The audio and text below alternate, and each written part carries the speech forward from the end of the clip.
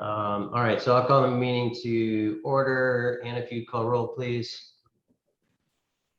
Vincent, Here. Harry, Here. Silver, Here. Kurland, Klein, Charnes, Here. Duber. I'm here. I'll make a motion to excuse Amanda Curlin from this meeting. Is there a second? Second it. Second. Thank you. If you call roll, please, Anna. Vincent, Yes. wait a minute, sorry, someone's coming in. Harry, Yes. Silver, Yes. Charnes, Yes. Duber. Yes. I don't think we need to excuse Judd because I think he'll probably be on. So if he's not, then we will. I'll make a motion to approve the treasurer's report fiscal year 2021, August 2021. Is there a second? Second. Thank you. Dana. Good evening. Okay, August 31st, we have our bank account with $10,593,892.68 in our bank accounts. Our August revenue for all funds was $8,488,596.15. And our August expenditures for all funds was $7,841,796.52. I wanted to point out that in Fund 209, the Pinecrest TIF, we got the second half of the property taxes. And you'll see that as August revenue and also August expenditures, which is the payment for the pilot into the schools, as well as Fund 301, the debt service fund. You'll see we received the property taxes, and that was and also the rollover of the bond anticipation note. And then the pay down on the expense side is to pay down the old bond anticipation note. The revenue and expenditure funds for August 31st, we were at 66% of the year, which is 8/12. And so I'm showing you the general fund revenues, and pretty much everything is relatively the same in terms of the variances from last year and high marks. So that's all I had for that. Can you answer any questions? Cool. Anna, if you call roll, please. Vincent, Yes. Harry, Yes. Silver, Yes. Charnes, Yes. Duber. Yes. I'll make a motion to approve the tax administrator's report for August 2021. Is there a second? Second. Second it. Brent. Up first. Dana. You have the tax administrator report for August. And so in August, we collected gross taxes of $410,566.02, which is considerably less than what we received last August of 2020. But that's a result of the timing, whereas last year the filing deadline was July 15th, and that's why August is so much higher. Whereas this year it was May 15th. And that's why we showed last month and the month before we had higher than normal figures. If you look at our year to date, you'll see that our year to date variance, we're over $316,000 over where we were last year. So the trends are looking very positive as we move forward. And then you also have your gross tax and your monthly analysis for collections. And on the income tax monthly analysis, if you look at August, you'll see that our collections for 2021 are pretty comparable across the line when you're looking at where we were in 2019. So it looks like we're recovering nicely from the COVID blip, let's just say, that we had from last year. Okay. Thank you. Anybody have any questions? Okay. Thank you. Call roll, please. Vincent, Yes. Harry, Yes. Silver, Yes. Charnes, Yes. Duber. Yes. Audience comments. I don't see an audience. No old business. New business. Ordinance 2021-16, an ordinance authorizing an amendment to amended ordinance 2015-11 passed on May 6, 2015, to extend the term of that certain tax increment financing structure for an additional 30 years pursuant to Ohio Revised Code Section 5709.51 and authorizing additional instruments, agreements, certificates, and other documents deemed necessary in connection therewith. This is on for first reading. I know that the mayor. I'm so excited about this, but But wait a minute, I'm sorry, did you miss the discussion of bills to be paid? I was just gonna say that. Yes, you skipped that. Or I else skipped or else No. I spaced out. We'll go back to that. So why don't we do this? Sorry about that. All right, so in 2015, a few of you were on council and lived through the ordeal of a tax increment financing procedure and process whereby Pinecrest was granted for public improvements and infrastructure, a tax increment financing arrangement for 30 years. And the schools get a pilot in lieu of tax, in lieu of the real estate taxes, and we don't get any of the real estate taxes.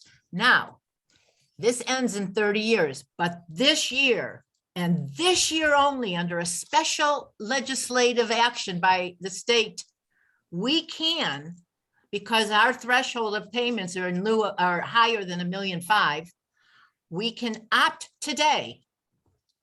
And this is the only time the window's open to do it. I don't know when the deadline is. Maybe it's the December 31st. I'm not sure. Matt will know. Matt knows all the back behind details, but the context is today and today only in the next few months, we can extend it for another 30 years. Now, that second 30 years makes the schools whole. It becomes the schools get 100% like they would have if it wasn't in place. We get the same kind of TIF we did on Chagrin Highland South, which is we're just diverting our portion and the counties into an infrastructure conditioned account, which is great. In 30 and deciding to do it today, to extend it by passing this legislation, doesn't commit us to doing it. In 29 and a half years, Anna will send a notice to council and she will tell you all that you have to make a decision.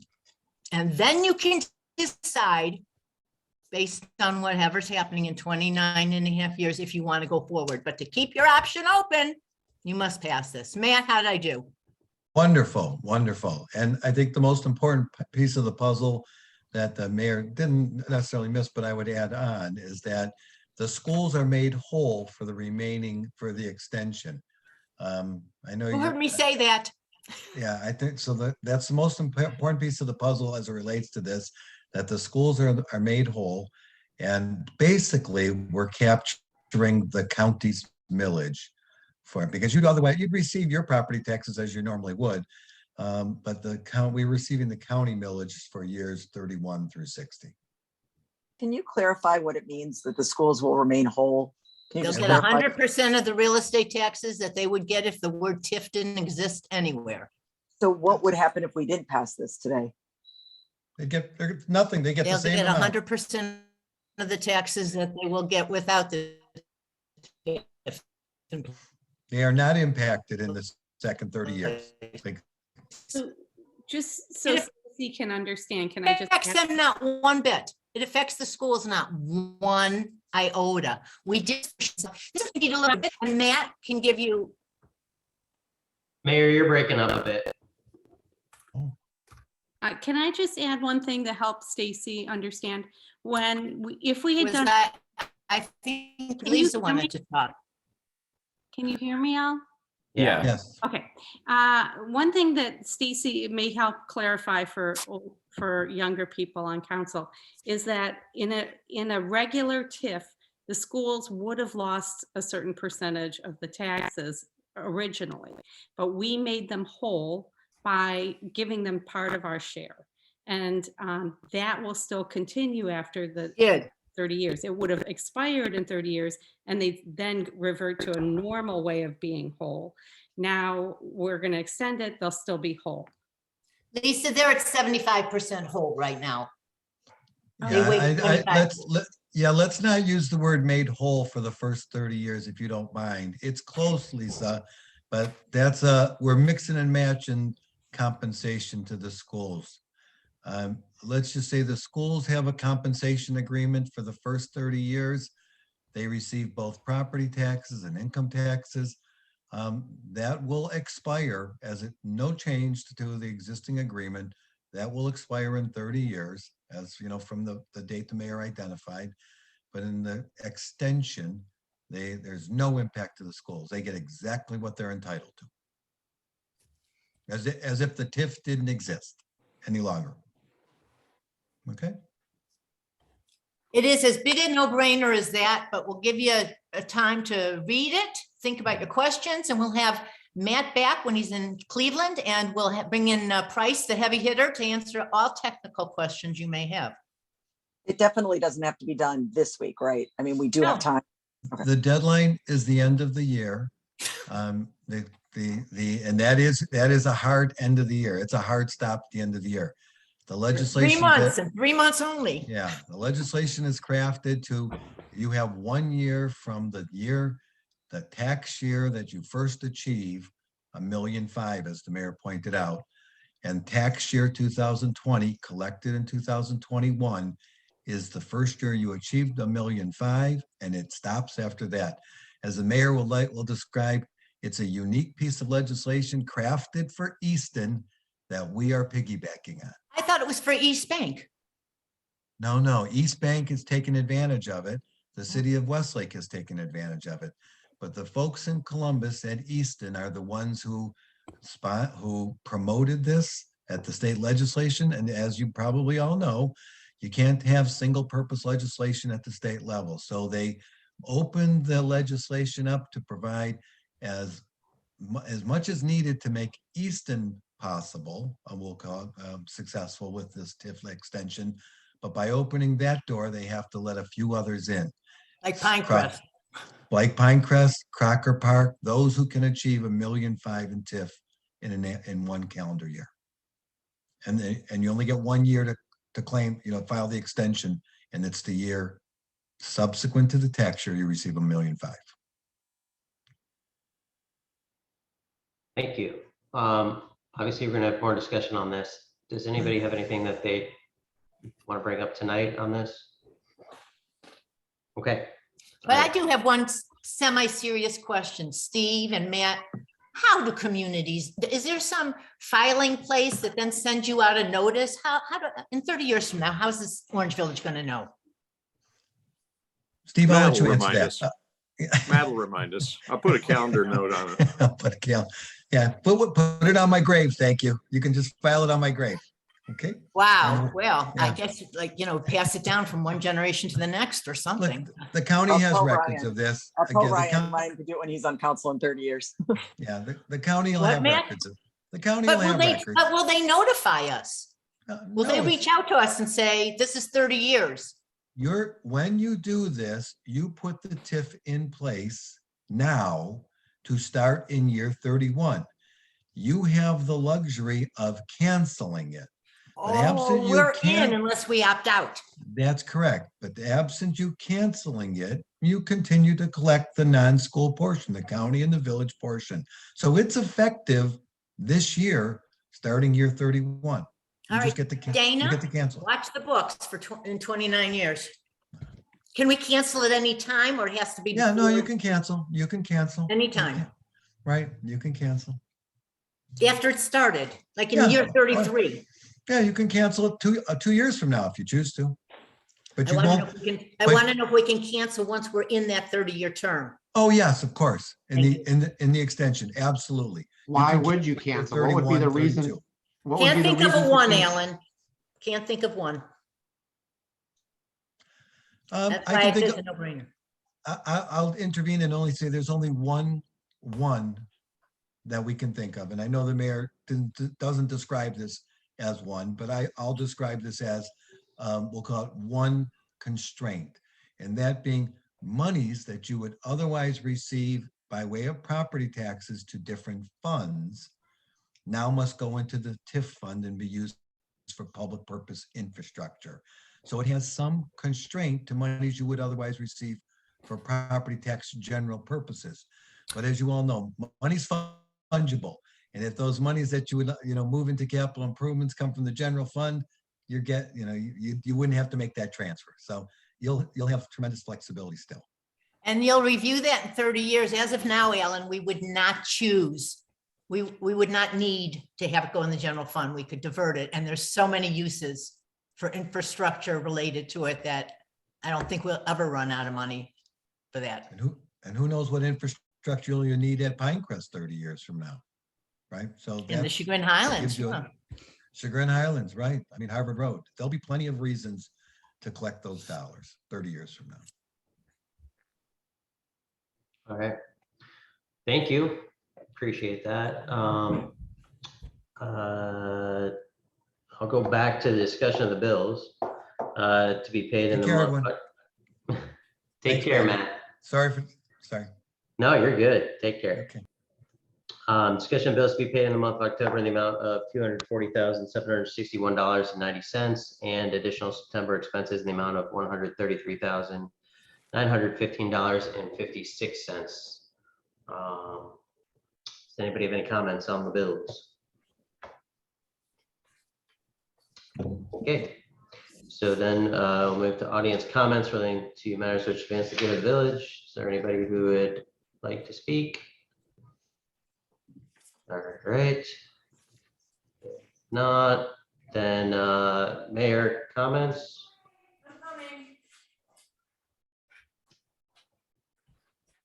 I changed locations and wasn't as organized as I was there. What happened to Judd, I wonder? I don't know. Did I anybody was gonna wait a minute and make a motion to excuse him if he doesn't show up, but And here's our fire chief. Okay, I don't have anything earth shattering tonight, just I know that in the springtime, I had written to the community that we were getting a second pickleball court, and we are. We just are part of the holdup of the supply chain, and we have not been able to get the fencing, which started being installed today, right, Bob? But we don't know now if the weather will hold so that we can get the surface taken care of. So it'll either be soon or it'll be in the spring. Leaf collection begins and will continue. It has already started and will continue through the day before Thanksgiving. This Friday is paper shredding, October 15th from 9 to noon or until the truck is full. This week it's at Orange Village Service Department. Trick or treat will take place in Orange Village on Halloween from 6 p.m. to 8 p.m. And next Tuesday, no, not next Tuesday, but a couple Tuesdays from now, November 2nd, voting will take place in Village Hall. Please remember to vote. And construction's moving along. They did a great job on West Dash, and Katz is moving right along in Orangewood. All is good in the village, basically. Unless anyone has any questions, I have nothing more to report. all right, thanks. I'll make a motion to excuse Judd if anybody wants a second. Second. Hannah, would you call roll on that, please?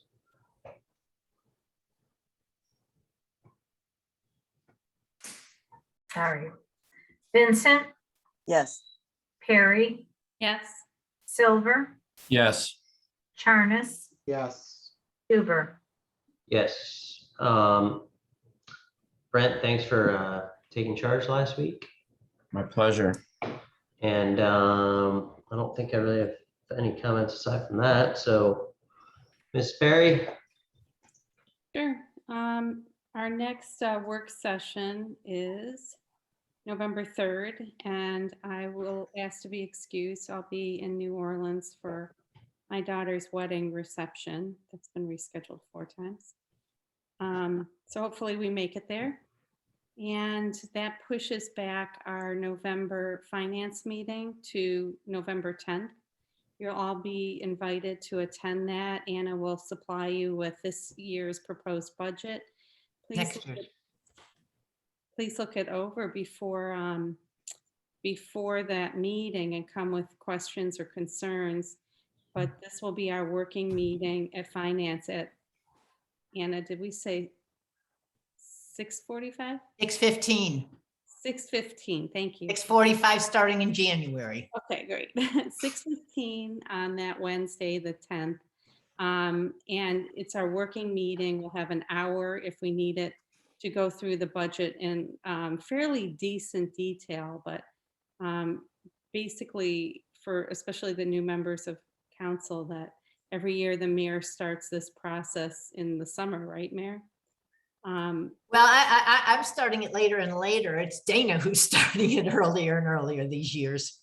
Yeah, but the department heads have a large process to do to get their budgets ready for the mayor, and the mayor approves or disapproves. So there's been a lot of eyes looking at the budget and a lot of work done on it before it even gets to us.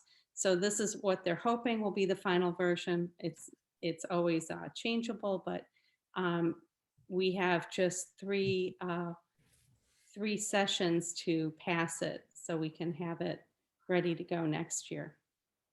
So please come to that and look it over. If you have questions, you can call me. I'm sure Dana and the mayor are open to any kind of questions too. Of course, we'll get it out to you as much ahead as we possibly can between, we have a little tight schedule that we're working under to do that, to get it out to you as soon as we can. And by the way, I just texted Judd and asked where he was, and he said at home. Okay. Happens. Yeah, we had to get Kathy Keeter out of a bubble bath once. I don't think we were successful, as I recall, but Were we or not? I couldn't remember. we didn't get to vote on something because of it. Yeah. Anyway, one more thing. The garden is wrapped up. It was a very successful year. We always had a waiting list, and next year, I suspect, right, Anna, that we will be getting more Orange residents in and evicting, I hate to say it, some of our longtime non-residential plot renters, because it is for Orange, the benefit of Orange Village residents. So we will Yeah, be, especially after that beautiful article. Did everyone see the article? And a week or two ago, Chagrin Valley Times. Did you see it, Lisa? no, Anna, can you make yourself? I'll a note send to it out look to all for? the gardeners. It was a It beautiful featured- article. It featured Lee DiGeronimo in it planting. It was a huge picture and great article. Yeah. Yeah, it featured the man that lives at the hotels and Fred. And Fred. It was beautiful. I will But send it out. but Lisa, Moreland Hills has been talking about putting community gardens in. Beechwood has done it, Woodmere has one now. right? The Rotary. Or gave it to them. No, not the Rotary, Chagrin Highlands. Yeah, the Rotary. Mhm.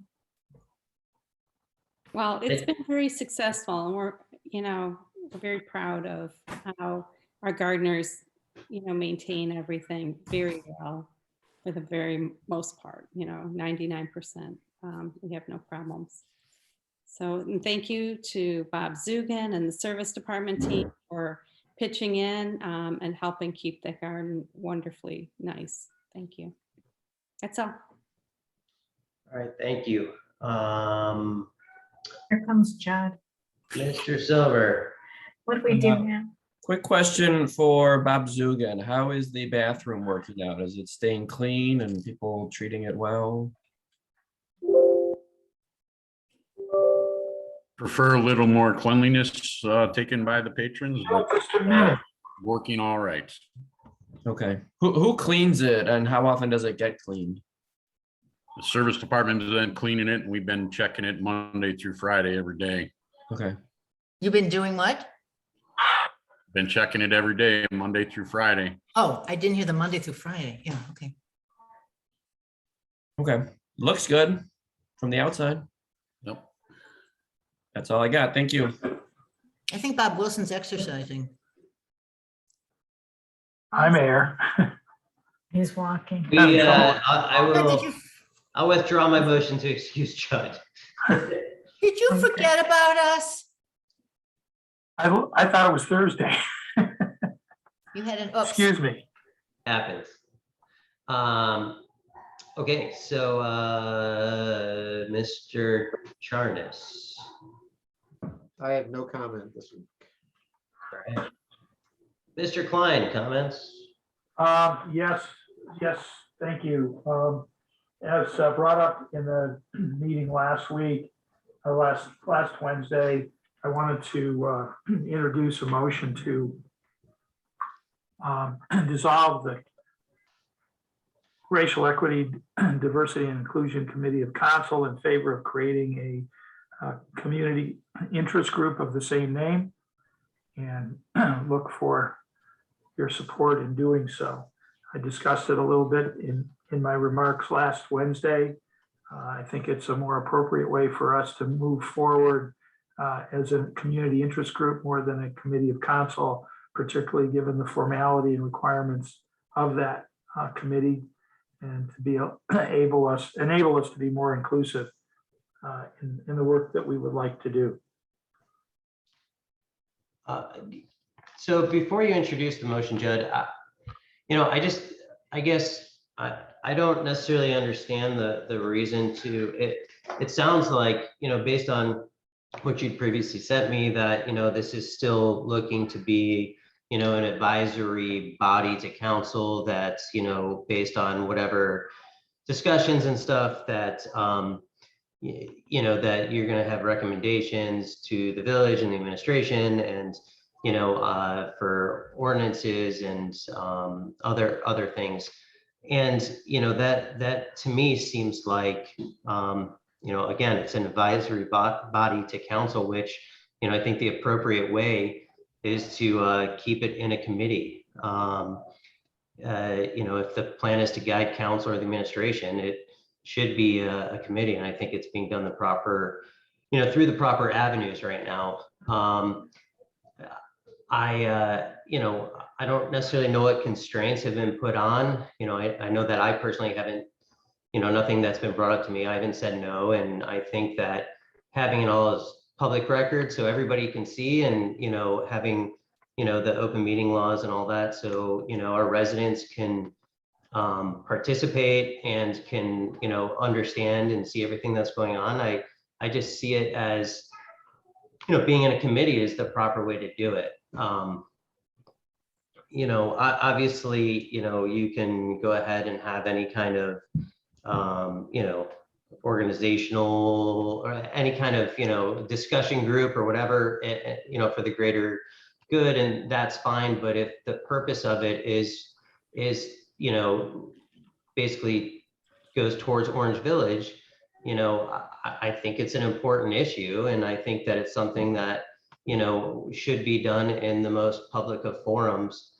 And, I think just continuing as a committee, if in fact, this is a committee in theory that you want to continue, I don't personally see the, the reason to, to dissolve it.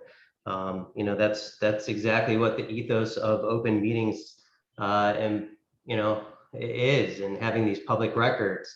And, I think that if you want to continue, this, it's great work, and, it's important topics and all that kind of stuff, but I don't see the reason to move forward without it being in this public forum and as a council committee. Let me interject this, Brandon. In the formation of the initial group, it began with the development process to provide a basis for a larger engagement in our community.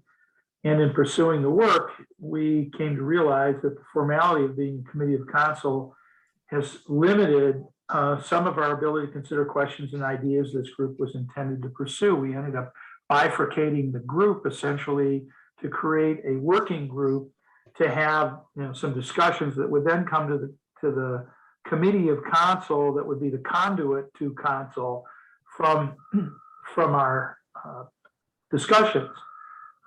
We believe we can better address the challenges as a community interest group of community members who can offer insights and advice and recommendations. And that this format enables us to engage sort of a larger audience that may be more likely to allow others to contribute, because we felt we came to understand that people were reluctant to be involved and reluctant to contribute to it in the council committee format. And we think that we can be more effective. And then, like any other community group, coming to council to ask for or promote a particular action on the part of council or the administration. That can be done in a formal manner that would, I'm still going to be leading the group and chairing this new interest group. So certainly have a connection between council and this interest group and reporting back to it. We have no desire not to make it open and available to members of the community. We think it can be more effective as a community interest group than it is as a committee of council with the requirements of regular reports and record keeping. I think will be much easier for us at the same time be able to recognize the outcomes of it. We welcome your participation in it. I'd love to have you attend the meetings as well as all the other members of council that have expressed their interest in the importance of this work. And no doubt it is important. And no doubt we believe that there hopefully will be some outcomes from it that are meaningful to Orange Village that we will contribute through that dialogue that takes place. So, that being said, we feel it's better serves the community to be an open group as a community interest group that may be, may at some point become like a community conversation group where they address issues of significance and importance. It's a civics league. Civics league. That's the term I was looking Yeah, for. and you can do that. There's no problem with having your own community. I mean, you can start whatever you want, you can, but again, you brought up again that, the purpose of it is to give advice and recommendations to council. And I guess I personally don't understand the reason not to do that in committee. I mean, that's exactly what committees are for.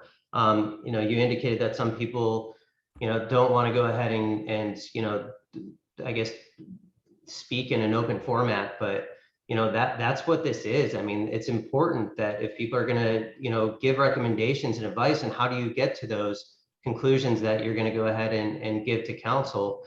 How did those come about? And nobody knows that if it's not a completely public record. And, look, you don't have to give reports and everything, and it doesn't have to be, obviously you have to have, there's open meeting laws, and you have to go ahead and, have,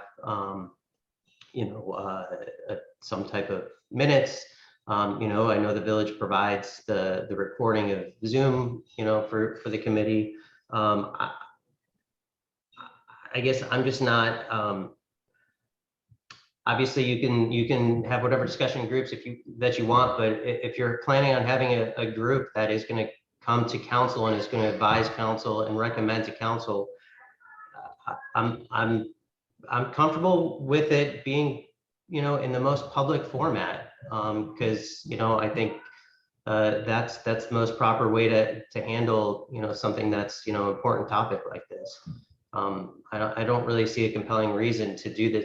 It sounds like you want to do the same thing essentially that you're currently doing, but just not have it through the open meeting laws. And I don't see a compelling reason to, to really act on that. Stacy, would you like to add some additional? Yeah, I mean, I can just tell you from the last meeting that the group that was there, and we had people representing both the working group and the working group is a very broad term for people who want to be involved but don't want to sit on a council committee. The overall interest was for something like this, where there was just a broader based, more of a community discussion group rather than a formal committee of council, so that people could feel comfortable. There are a lot of sensitive issues that come up that people feel like, from what they said, they would like to be able to discuss these, not on official terms, but talk about them to get to the point where eventually recommendations will be made or suggestions will be made. And I don't know that any formal legislation was set to come out of this. I think it was just more of a, like Judd said, a community interest group along the lines of a civic league, along the lines of people that want to, look for ways to improve our village if there are, and we know that there are people But that. again, that's the exact point of a committee. A committee is that's what the purpose of having this in a committee format is so that you have community members, who are doing, good work and discussing and giving recommendations to the body. And that's exactly what the purpose of a committee is. But I don't know, I think, Steve, if there's anything that I don't know if you have. yeah, from what I heard, I mean, they're not at the point where they're ready to make recommendations. And that's fine. Yeah. The committee doesn't have to make recommendations. Just because there is a committee doesn't mean that it's like there's a deadline and, oh boy, we have to make a recommendation. I mean, you could have a committee and never make a recommendation and have the same, important discussion that you guys are having. But if it's possible that, again, purposes of this, to possibly, give recommendations and advice to council, I think it's in the proper format as a committee. Can I think ask? Steve might be 'cause frozen I- right now. I but- hear both sides. Can I ask though, like, do civic leagues, as the mayor referenced, creating a civic league, do they give recommendations to council? Because that's what I heard, and I think what I'm hearing from Brandon's side and what Judd said is we're going to disband the committee, but we're going to have a community group that's going to give recommendations, which I don't think we have any of those in any other concept. Is that a role, to Brandon's point, like if you're going to give recommendations, shouldn't that be a committee of council versus if you're just going to get together and talk and come up with ideas that you share in some other format, but not recommend to council? So I just don't know what does. Why don't we get a copy of the Pepper Pike Civic League bylaws? I did this once about 15 years ago. I asked Gwen Walsh to lead the charge. Get a copy of the Pepper Pike Civic League's mission statement and its bylaws. It's a separate entity. It's not under council, but the whole point is civic oversight. I don't know, Steve, oversight's too strong a word. Civic involvement. Yeah, but this is different, Mayor. It sounds like to me of what's being requested is to have a committee that's not in a committee format. I don't know, Steve, can you give your? Yeah, but that doesn't have to have the public sunshine laws and all that Judd's. I know, but what's we want this to be why aren't we promoting transparency? I think that's important in topics like this. I think I am not an expert on the Pepper Pike Civic League by any stretch. I have been there when they have had officials from the city giving sort of updates on the state of the community, and I think they have also hosted things like candidates night, and they are not. I don't recall in my time there them ever coming and giving input to council regarding policy matters or anything of that nature. I think they look at different issues and discuss them. I don't go to their meetings, so I really don't know. So that goes to the point of exactly what I'm hearing. I think Brandon is saying, Judd, you are asking to disband the committee so that you can have this group that discusses, but you use the word recommend changes to council. And I think that is, and I'm in agreement with Brandon. If they're going to recommend changes, it needs to be transparent. We can't just get, this is what we recommend, but we have no record of how the discussion got to there. And if people don't want to be transparent, that to me is an issue. Why would I consider hearing anything from someone who wasn't willing to have that be recorded in minutes and be able to look back and hear why that discussion took place? So to Steve's point, it's one thing to have I won't, whatever you call it, a organization that discusses these topics, and you invite the mayor and members of council to come hear something, and we can choose to go and listen to what you're talking about, versus coming and recommending something to us from some organization. Well, it seems I to think me- part of it is it's inclusion, not exclusion. Is we want to involve everybody. We want to have everybody who wants to be there and have a say and be able to talk and speak freely. And I think what Steve said, and I don't want to step on Judd's toes. Why because can't people Judd is speak chairing this. freely in a public meeting? I don't understand. That's what for a we public body. If when we're at the point of making recommendations, I don't disagree about having the committee to do that. I think we're just, the whole concept of going back to a group like this was just more of, open, like just discussion and kind of what Steve was saying about, I know he said he's not in charge of the Pepperpike Civic League or knows the specifics on that, but it goes back to like they offer discussions and forums and opportunities for people to discuss whatever the issue is at hand. And I think that's what the group sort of seemed to be recommending at the last meeting, is they wanted to be able to do that, not necessarily at the point of making recommendations or policy change or anything like that. It's just, going back a bit to just have these discussions about what the topics are at hand. And you can have it. I mean, look, the committee doesn't have to be disbanded, and you guys can go ahead and have any kind of, meetings and stuff you want. Like, just because there's a committee out there it's not preventing anybody from doing anything. But I think if this, whether it's a civics league or whatever, wants to utilize any village resources and have an end goal of, coming to council or the administration or anything, I think, again, the committee format is the proper method. It keeps being brought up of, that the purpose of, wanting to disband is inclusion as opposed to exclusion. I don't understand that. Nobody's been prevented from being a part of this committee. I'm not aware of anybody, who's been prevented from taking part in it. Let me look at it. Let's look at it in a slightly different way. What you're looking at or looking for is a committee that would be sort of if we're going to have a committee that's a recommending body, then it needs to be a committee of council that can be responsive to council and follow the public rules and sunshine law requirements. We, from the jump, created a subgroup that was the working group that was intended to be a less formal group that would enable a larger discussion of people who were not formally on the committee, but could have discussions in any environment, in any circumstance.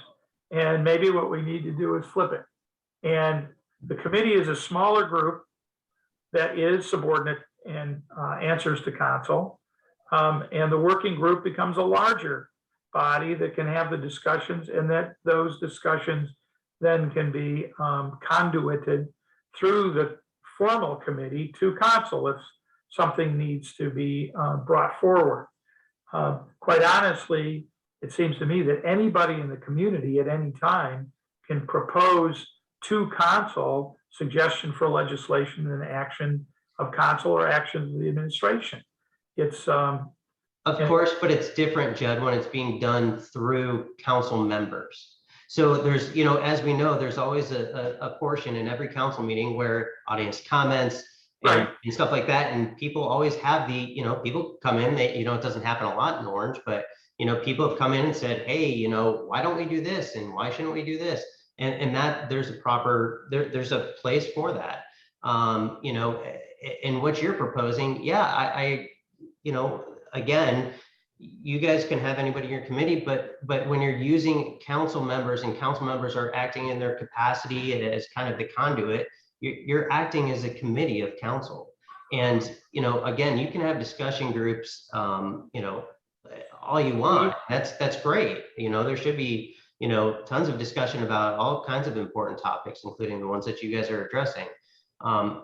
However, again, I think the way now you're proposing is almost kind of to get around the open meetings. Just because you have a committee doesn't mean that only committee members can participate in your meetings, the same way that other people can participate in our council meetings, because, you know, there's a way to do that. And again, you know, I think it's best that it's transparent, that you know, if people want to participate, want to speak up, you know, I think they should do it. But I think it should be done in, especially in important, you know, subjects such as this, it should be done in a public fashion, you know, with full transparency. I'm all about transparency in this, and I think that you know, we have to be cognizant of that. I know Ms. Perry's raising her hand, so I'll give you the floor. Yeah, I'd like to just add my 2 cents. I agree that this is a really important topic, and I would prefer to see it done in an open format where it's public, and when people are speaking, that they bring some professionalism with them and treat it respectfully, like it ought to be treated. And I think when I say that, I'm looking at the flip side. If we don't have that open meeting concept, I think that Judd and Stacy, if you're still involved, you fall into the risk of having really bad things happen, not in a public meeting, that are not open and witnessed, that could really hurt you and us and Orange Village. So I think that the formality of the committee, I've listened carefully, and I think that seems reasonable and important, and less pitfalls for negative things to possibly come out of it. People should be able to speak what they need to say about racism, about sexism, about any topics that are brought up. There's nothing taboo about that.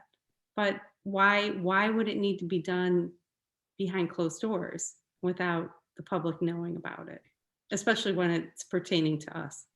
I also, you know, my understanding is that there's no council members on the Pepper Pike Civic League who are a part of it.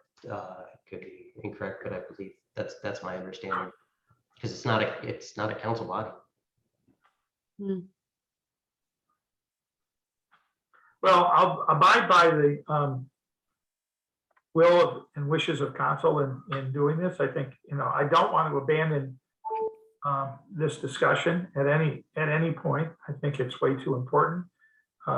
We have, I think that maybe what we're going to end up with is there is no working group. It's all the committee, and everybody who is involved is on the committee of the Racial Equity, Diversity, and Inclusion Committee.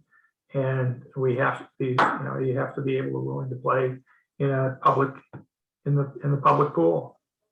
And I was hoping that we would be able to do this in a more or a less structured format to make it easier and more inclusive. But it doesn't have to be that structured. And again, I don't know what is not allowing for inclusiveness in this. Well, I think there are people in the community that are reluctant to play a part in a public forum. They have things to say, and I've heard them say them, but they are reluctant to say them in an open meeting because of the potential blowback for them. And I think some of those things are important to hear to, you know, engage this discussion. I think the converse of that, Judd, is then, you know, if there's not in a public forum, people can say things without consequence, without any accountability. And I think, again, on important topics like this, that's very important to have that accountability and, you know, that you know, consequence to some extent, you know. And I don't mean consequence in a you know, you're in detention kind of thing. I mean, you know, consequence that, you know, there's actions with words, you know, people, you know, that's one of the problems these days is that, you know, with Twitter and all this, that, you know, people can basically, you know, there's so much bullying that goes around, people say things and, you know, there's no accountability for it. And, you know, there needs to be accountability for things that people say. And if it's good things and proper things, great. And that's good accountability. If there's, you know, if it's, you know, things that shouldn't be said, well, they should be held accountable for that too. So sometimes it's not that they shouldn't be saying or should be saying. There are a lot of sensitivities associated with this topic. And just from having, delved into this for a year, more than a year now in other organizations that I'm a part of. And we've heard, because Judd and I have been at all of these meetings, that we've heard from people that intentionally chose to be a part of the working group or not part of the council committee because they're concerned with, like Judd said, blowback, or concerned with how people will perceive them because of sensitivities they've had to certain issues. And I think there needs to be, even if we keep it as a working group or keep it as however we're doing it, there needs to be an outlet for people to be able to speak without concern about, well, this is what's going to happen to me as a direct result. Or, sometimes. And that's fine. You guys, anybody can have discussions about anything at any point in time. However, if those discussions are if you guys are acting in a council capacity and those discussions have anything to do with, basically your business on Orange Village Council, that needs to be in a public forum.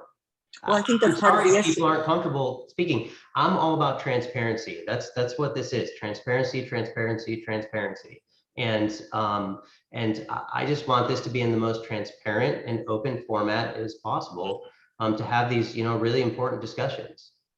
I think part of it to consider, and I think this is where we might be getting into a bit of a foggy issue is, are we acting as council people on this, or are we acting as residents on this? You've been acting as council people on it, and you guys are leading it as conduits of council, and so yeah. And I mean, you can twist it any way you want, but you're acting as council members. Like I said, you can go ahead and have coffee talks with anybody, but if you're acting in your council capacity and they're talking to you because you are a council person, having a committee is the proper way to do this. That's how government works. That's why there is open meeting laws. That's why there's sunshine laws. That's why this stuff all is set up the way it's set up, is because of this transparency.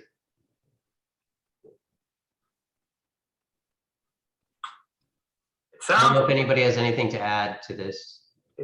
It sounds like that it's council's interest in maintaining this a committee of council, and we'll have to figure out how to live within those requirements, and we'll extend to be as inclusive as possible, and let all of our members know that they are now part of that committee.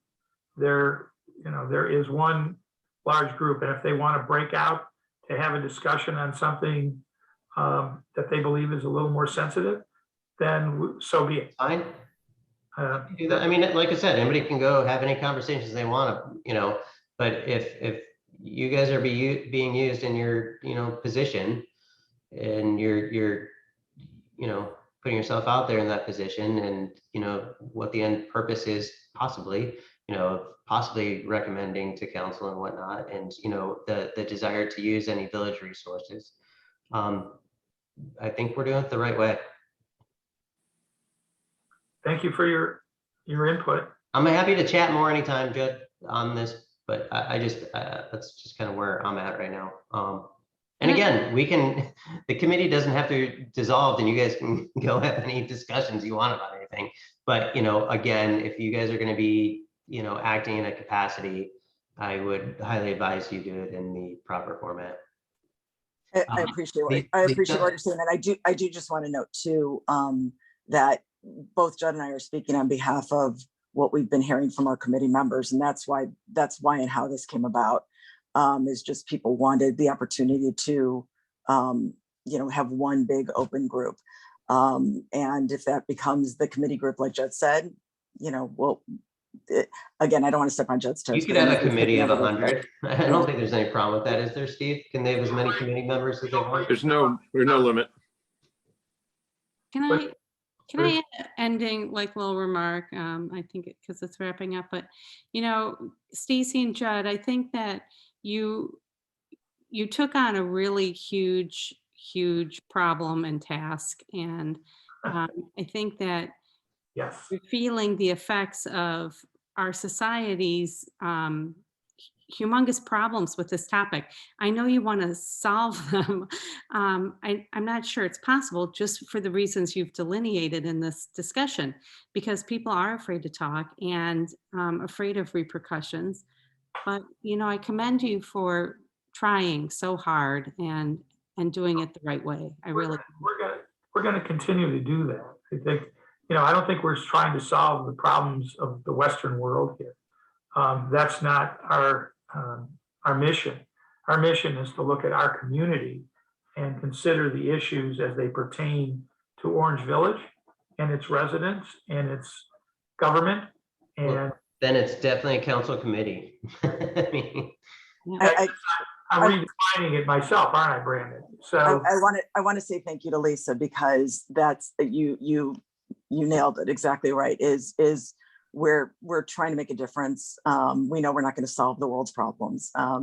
So we will do what we can to make that difference any way we can. So I appreciate that. Well, every little step helps. And I think that you're very brave to step up and take this on. I think it's a no-win situation in some ways, but I really encourage you to trudge on. And the problem with being pioneers is often you end up face down in the mud with arrows in your back. So. Well, and if there's anything that I can do if you guys are having problems with anything or need help or whatever, recommendations on how to, I'm available. I know Steve's available, Our next meeting is scheduled for the 21st. I think next Thursday, a week from tomorrow. And I'll be Get your sending. days and dates straight, Judd, and show up. Hey, there's one time there. We've all been there. Leave them alone. Today's been a little crazy. So I will be forwarding to Anna the link and invitation for the meeting and the notes to be posted, the meeting minutes from the last to be posted, and we'll have that available. And any and all of you are welcome to be a participant to the discussion. There's a lot of work to be done in this area, and it is hard work, and it takes a lot of soul searching to do. So thank you for your time and your consideration. Do you have any other comments? Let me see. They're putting landscaping in my house. Oh, nice. No, I'm good. Thank you. Okay. Thank you. And Mrs. Vincent. I just want to say one note about that. Next Thursday, I won't be there. I do have to work on Thursday nights, which has been part of the problem of why I needed to step down as co-chair. It's just the scheduling for me has been crazy. So I just want to thank Judd again for stepping up, leading that meeting, and I'll look forward to hear what comes out of that meeting as well. On a lighter note, the Orange for the Holidays book is it's at its final details. Hoping to go to print in the next week or so. And I just want to thank once again all involved. As soon as we're at print, we'll let you know so people can know when to expect that in their mailboxes. I am very happy to have had the opportunity to be a part of the Coffee with the Chiefs this morning. It was great to hang out with them along with our neighbors and make some new acquaintances. I had the opportunity finally to get a tour from Chief Wilson and see some of our incredible service vehicles from an inside perspective, and I was fascinated. I was also reminded that the Orange firefighters are a great resource for residents who want to review their safety systems, and they will also gladly take your old fire extinguishers that may need replacing. I went and found mine tonight, and it's still fully charged, so I think we're still good on that one. Unfortunately, I had to leave before the tour of the police station began, but I will look forward to that experience in the future and still being able to do that like we were supposed to do pre-pandemic. And I just want to say once again that I'm very grateful for and proud of the passion and dedication of our amazing first responders. It was just a joy to listen to you guys speak today, so thank you. And I did take a couple pictures. If you want them for whatever, I'm happy to pass those on to you. The Orange School Board, yeah. Good. The Orange School Board meeting was this past Monday. There was a discussion of traffic on campus, focused specifically around the high school and Chagrin in the mornings. I don't know if any of you passed by Chagrin in the early hours, but it gets a little bit crazy. Officer Todd Bennett shared that traffic flow is up 50% on campus since the pandemic began. While the schools don't have jurisdiction over Chagrin Boulevard, obviously that's Pepper Pike's jurisdiction. Administrators do plan to continue talks on how to efficiently and effectively arrange traffic patterns. Homecoming weekend, this past weekend went well despite the rain. The game was played about 2 hours late and the homecoming court was crowned during the dance instead. There was a discussion about a vaccination policy similar to the one that was enacted in September by the Cincinnati Public Schools. In that situation, all employees are required to be vaccinated against COVID-19 or be subject to weekly COVID-19 testing. And as I understand it, that includes those employees who are granted religious and disability exemptions as well. All 5 Orange School Board members appear to be in support of this. There will be further discussion on such a policy at the Orange schools in the coming weeks. I expect the mayor will hear about it more at the mayor's meeting coming up. There was also future discussion and approval of costs for the creation of a design for a new secure front entrance to the high school. And Treasurer Todd Puster announced that Moody's Investor Service issued the Orange schools a AAA bond rating for the 17th consecutive year, calling the Orange schools credit exceptional. So on that note, I turn it back over to you guys. Thank you. All right. We do need to go into executive session briefly. So I'm going to make a motion to adjourn to executive session for compensation of a village employee. And I'd like to include the police chief. Is there a second? Second. And if you call roll. You're muted. Yes. You're muted. Still I muted. can see your mouth. I can see your mouthing the names. I'm sorry, it must have clicked back over. I'm sorry. It's Okay. So I did Vincent, Yes. Perry, Yes. Silver, Yes. Charnis, Yes. Klein, Yes. Duber. Yes. Anna, can you do a private room or do we just have everybody else sign off?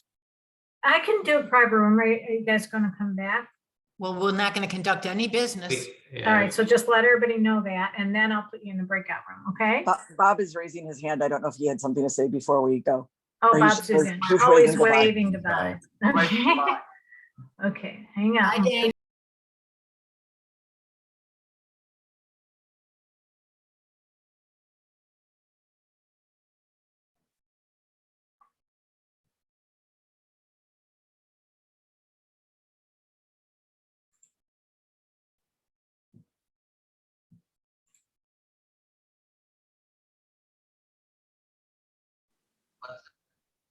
Yeah, Oh, 9 okay. o'clock, Lisa seconded, and Anna's the empty chair. Oh, I'm doing her job. Mrs. Perry, Yes. Mr. Silver, Mr. Charnis. Yes. Mrs. Can we just do an all in favor? You No, could.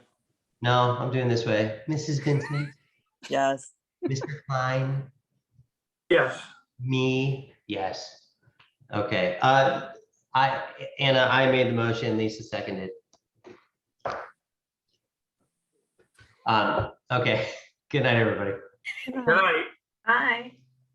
Impression is uncanny, Brandon. I'll dress the part next time. I thought it was Anna.